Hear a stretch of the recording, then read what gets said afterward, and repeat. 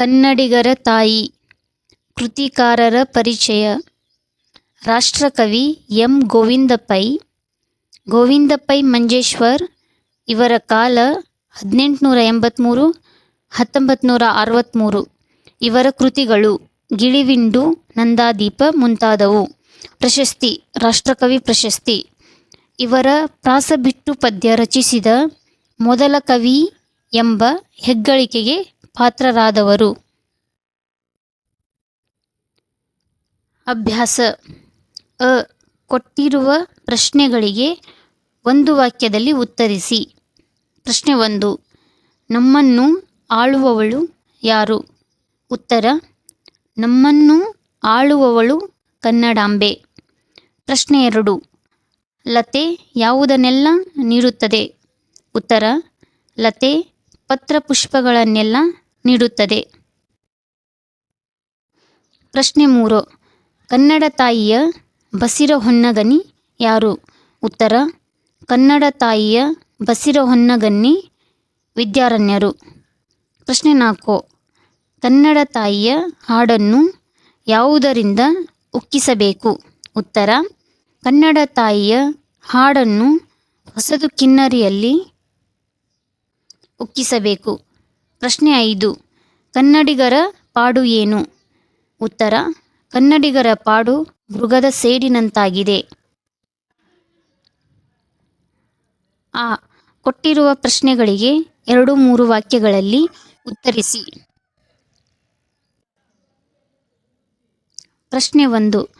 ಕನ್ನಡ ನಾಡಿನ ಪ್ರಕೃತಿ ವೈಶಿಷ್ಟ್ಯವೇನು?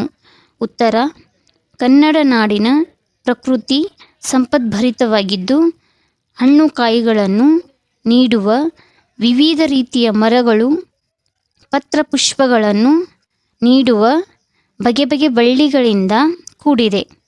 ಅಲ್ಲದೆ ಕೆನೆಭರಿತವಾದ ಹಾಲ್ದೆನೆಗಳಿಂದ ಕೂಡಿದ ಬೆಳೆಗಳ ಮೇಲಿಂದ ಬಿಸಿ ಬರುವ ತಂಗಾಳಿ, ಪ್ರಾಣಿ ಪಕ್ಷಿಗಳ ಸಮೂಹ, ನದಿಗಳು, ನಗರಗಳು, ಪರ್ವತಗಳು, ಹೀಗೆ ಇಲ್ಲದಿರುವುದೇ ಇಲ್ಲ. ಸ್ವರ್ಗವೇ ಭೂಮಿಗಿಳಿದಂತೆ. ಪ್ರಶ್ನೆ 2. ಕನ್ನಡ ಕವಿಶ್ರೇಷ್ಠರ ಹಿರಿಮೆಯೇನು? ಉತ್ತರ: ಕನ್ನಡ ನಾಡು ಹಲವಾರು ಕವಿಶ್ರೇಷ್ಠರ ಉದಯಕ್ಕೆ ಕಾರಣವಾಗಿದೆ. ಕೊಂಡ ಕುಂದಾಚಾರ್ಯರು, ಮಧ್ವಾಚಾರ್ಯ, ಬಸವಣ್ಣವರಂತಹ ಆಚಾರ್ಯರು, ನೃಪತುಂಗ, ಪಂಪ, ರನ್ನ, ಲಕ್ಷ್ಮೀಶ, ಜನ್ನ, ಷಡಕ್ಷರಿ, ಮದ್ದಣ್ಣ ಮೊದಲಾದ ಕವಿಶ್ರೇಷ್ಠರು ಇಲ್ಲಿ ಜನಿಸಿದ್ದಾರೆ. ಹಾಗೆಯೇ ಪುರಂದರದಾಸರಂತಹ ದಾಸಶ್ರೇಷ್ಠರು, ವಿದ್ಯಾರಣ್ಯರಂತಹ ಮಹಿಮರು ಈ ಕನ್ನಡ ತಾಯಿಯ ಹೊನ್ನಿನ ಗಣಿಯಂತಹ ಗರ್ಭದಲ್ಲಿ ಜನಿಸಿರುವುದು ಹಿರಿಮೆಯಾಗಿದೆ. ಪ್ರಶ್ನೆ 3. ಕನ್ನಡ ಹೆಸರನ್ನು ಹೇಗೆ ಹಬ್ಬಿಸಬೇಕೆಂದು ಕವಿ ಆಶಿಸುತ್ತಾರೆ? ಉತ್ತರ: ಕನ್ನಡಿಗರು ಕನ್ನಡದಲ್ಲಿರುವ ಕಂಪನ್ನು ಅರಿಯದೆ ಬೇರೆ ಭಾಷೆಗಾಗಿ ಆಸೆಪಡುತ್ತಿದ್ದಾರೆ. ಆದ್ದರಿಂದ ಕವಿ ಕನ್ನಡಾಂಬೆಯ ಕನ್ನಡ ಕಸ್ತೂರಿಯನ್ನು ಹೊಸ ಮಾತಿನಿಂದ ತಿದ್ದಿ ಅವರಲ್ಲಿ ಪರಿಮಳವನ್ನು ಹೊರತೆಗೆದು ಕಾಮಧೇನುವಿನ ಮೈಯಲ್ಲಿ ಹೊಮ್ಮಿದ ಶಕ್ತಿಯಂತೆ ಕನ್ನಡಿಗರಲ್ಲಿ ಹೊಸ ಶಕ್ತಿಯನ್ನು ತುಂಬುವ ಹೊಸ ಪರಿಮಳದ ನುಡಿಗಳಿಂದ ಇಡೀ ಜಗತ್ತಿನಲ್ಲಿ ನಿನ್ನ ಹೆಸರನ್ನು ಹಬ್ಬಿಸಬೇಕು ಎಂದು ಆಶಿಸಿದ್ದಾರೆ. ಈ ಕೊಟ್ಟಿರುವ ಪ್ರಶ್ನೆಗಳಿಗೆ 4-5 ವಾಕ್ಯಗಳಲ್ಲಿ ಉತ್ತರಿಸಿ. ಪ್ರಶ್ನೆ 1. ಕನ್ನಡ ತಾಯಿಯನ್ನು ಮರೆಯಲು ಸಾಧ್ಯವಿಲ್ಲ, ಏಕೆ?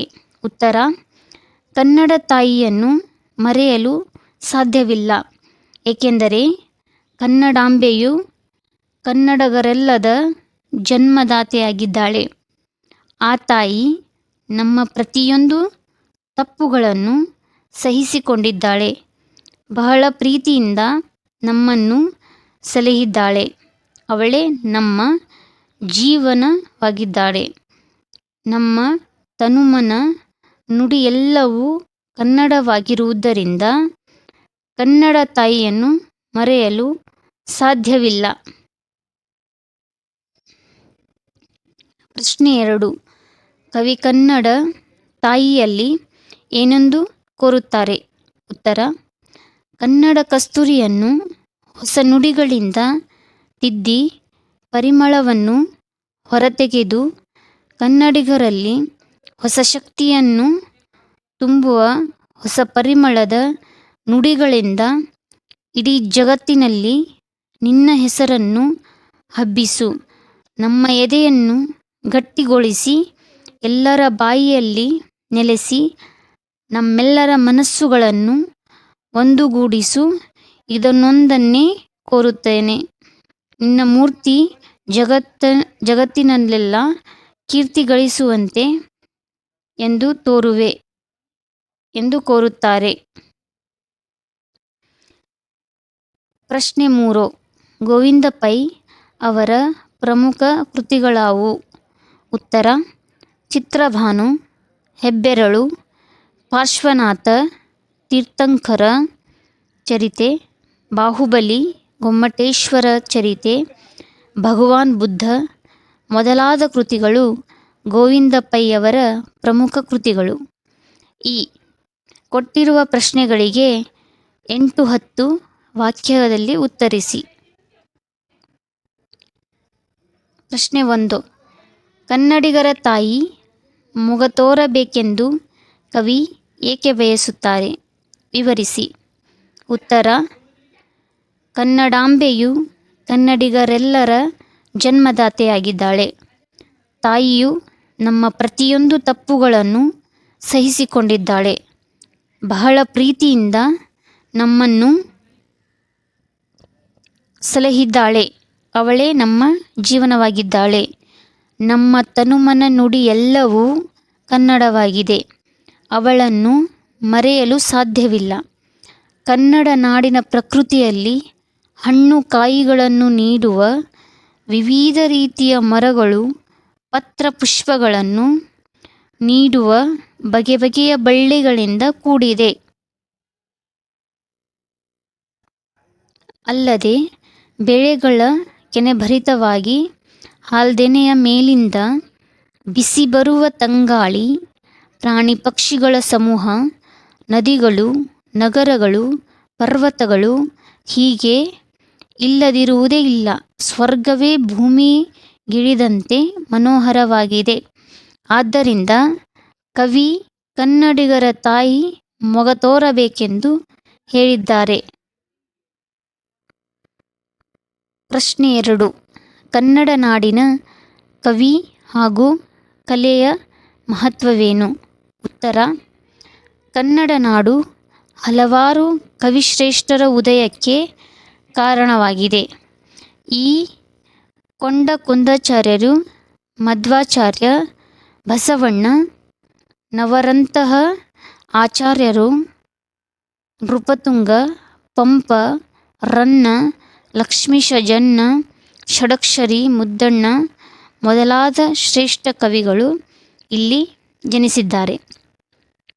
ಹಾಗೆಯೇ ಪುರಂದರದಾಸರಂತಹ ದಾಸಶ್ರೇಷ್ಠರು, ವಿದ್ಯಾರಣ್ಯರಂತಹ ಮಹಿಮರು ಈ ಕನ್ನಡ ತಾಯಿ ಹೊನ್ನಿನ ಗಣಿಯಂತಹ ಗರ್ಭದಲ್ಲಿ ಜನಿಸಿರುವುದು ಹಿರಿಮೆಯಾಗಿದೆ. ಕನ್ನಡ ನಾಡು ಭವ್ಯ ಶಿಲ್ಪಕಲೆಗಳ ಬೀಡಾಗಿದೆ. ಇಲ್ಲಿ ಇಲ್ಲದಿರುವ ಕಲೆಯೇ ಇಲ್ಲ.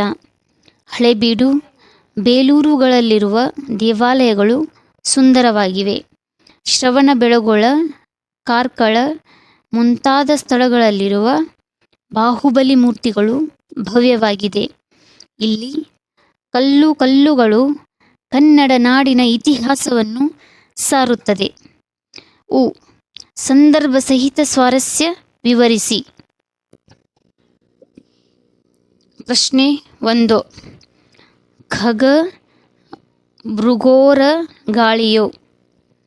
ಉತ್ತರ ಆಯ್ಕೆ. ಈ ವಾಕ್ಯವನ್ನು ಎಂ ಗೋವಿಂದ ಪೈ ಅವರು ರಚಿಸಿರುವ ಕನ್ನಡಿಗರ ತಾಯಿ ಎಂಬ ಪದ್ಯಭಾಗದಿಂದ ಆರಿಸಿಕೊಳ್ಳಲಾಗಿದೆ.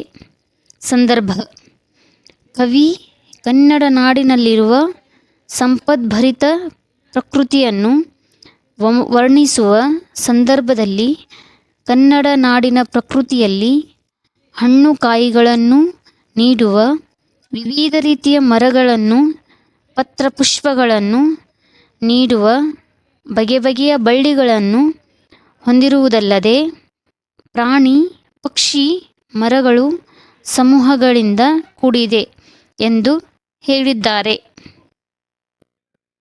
ಸ್ವಾರಸ್ಯ: ಕನ್ನಡ ನಾಡು ಅಪಾರ ನೈಸರ್ಗಿಕ ಸಂಪತ್ತಿನಿಂದ ಕೂಡಿದೆ. ಇಲ್ಲಿ ಇಲ್ಲದಿರುವ ಅಂಶವೇ ಇಲ್ಲ ಎಂದು ಹೇಳಿರುವುದು ಸ್ವಾರಸ್ಯವಾಗಿದೆ. ಪ್ರಶ್ನೆ 2. ನಿನ್ನ ಕಲ್ಲೆ ನುಡಿಯುವುದಲ್ಲ. ಉತ್ತರ ಆಯ್ಕೆ. ಈ ವಾಕ್ಯವನ್ನು ಎಂ ಗೋವಿಂದ ಪೈ ಅವರು ರಚಿಸಿರುವ ಕನ್ನಡಿಗರ ತಾಯಿ ಎಂಬ ಪದ್ಯಭಾಗದಿಂದ ಆರಿಸಿಕೊಳ್ಳಲಾಗಿದೆ. ಸಂದರ್ಭ: ಕವಿ ಕನ್ನಡ ನಾಡಿನ ವಾಸ್ತುಶಿಲ್ಪ ಕಲಾವೈಭವವನ್ನು ವರ್ಣಿಸುವ ಸಂದರ್ಭದಲ್ಲಿ ಕನ್ನಡ ನಾಡು ಭವ್ಯ ಶಿಲ್ಪಕಲೆಗಳ ಬೀಡಾಗಿದೆ. ಇಲ್ಲಿ ಇಲ್ಲದಿರುವ ಶಿಲ್ಪಕಲೆಯೇ ಇಲ್ಲ. ಇಲ್ಲಿ ಕಲ್ಲುಗಳು ನುಡಿಯುತ್ತವೆ ಎಂದು ಹೇಳಿದ್ದಾರೆ. ಸ್ವಾರಸ್ಯ: ಕನ್ನಡ ನಾಡಿನ ವಾಸ್ತುಶಿಲ್ಪಕಲೆಯು ಭವ್ಯ ಇತಿಹಾಸವನ್ನು ಹೊಂದಿದ್ದು ಶಿಲಾಶಾಸನಗಳು ಅದರ ಬಗ್ಗೆ ಹೇಳುತ್ತವೆ ಎಂಬುದು ಇಲ್ಲಿನ ಸ್ವಾರಸ್ಯವಾಗಿದೆ. ಪ್ರಶ್ನೆ 3. ನಮ್ಮ ಮನ ಮನೊಂದೇ ಕಲಸು. ಉತ್ತರ ಆಯ್ಕೆ.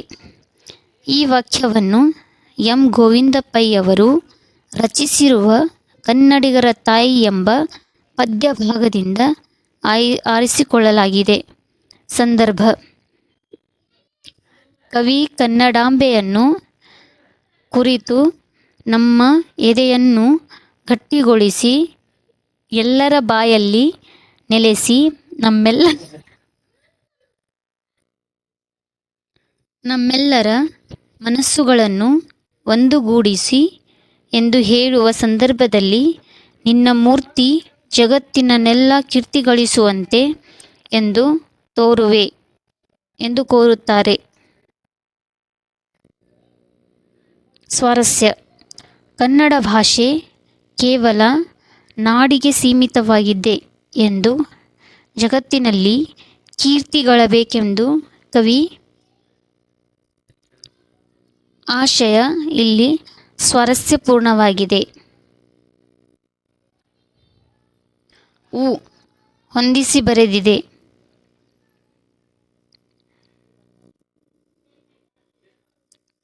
ಬೇಲನಾಡು ಬೇಲೂರು ಶರ್ವ ನೃಪತುಂಗ ಗೊಲ್ಲಪ್ಪ ಖಂಡಕಾವ್ಯ ಗಿಳಿಬಿಂಡು ಕವನ ಸಂಕಲನ. ಬಿಟ್ಟ ಸ್ಥಳ ತುಂಬಿ ಒಂದು ಹರಸು ತಾಯೆ ಡ್ಯಾಶ್ ಕಾಯೆ. ಉತ್ತರ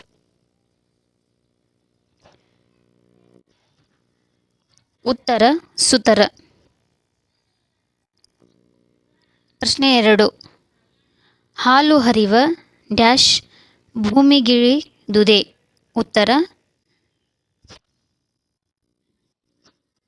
ಉತ್ತರ ದಿವಂ. ಪ್ರಶ್ನೆ 3. ಜೈನರಾದ ಪೂಜ್ಯಪಾದ ಡ್ಯಾಶ್ ಕೊಂಡಕುಂದ ವರ್ಯರು.